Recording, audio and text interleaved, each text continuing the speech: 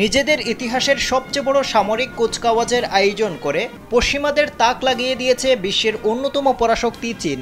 বিশাল এই আয়োজনে রাশিয়ার প্রেসিডেন্ট ভ্লাদিমির পুতিন, উত্তর কোরিয়ার সর্বোচ্চ নেতা কিম জং উনের পাশাপাশি ইরান, তুরস্ক, ভারত, বাংলাদেশ, পাকিস্তান, আজারবাইজান সহ বিশ্বের অন্যান্য দেশের নেতাদেরও দেখা গেছে।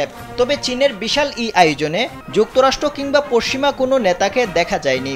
বিশ্লেষকরা বলছেন, পশ্চিমাদের এই অনুষ্ঠানে উপেক্ষা করে অবজ্ঞার জবাব দিয়েছে বেইজিং।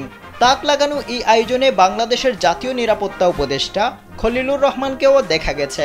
দ্বিতীয় বিশ্বযুদ্ধে জাপানের পরাজয়ের ৮০ বছর উদযাপন উপলক্ষে গেল বুধবার বিজয় দিবসের আয়োজন করে শি জিনপিংয়ের দেশ।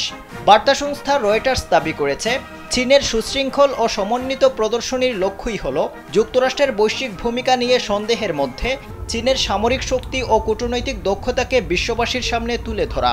পুতিন, কিম সহ বিশ্ব নেতাদের পাশে নিয়ে কুচকাওয়াজে শির নজিরবিহীন এই উপস্থিতির মধ্যেই চীন তাদের হাইপারসনিক ক্ষেপণাস্ত্র থেকে শুরু করে ড্রোনের মতো সর্বাধুনিক সমরাস্ত্র ও প্রযুক্তি দেখিয়েছে।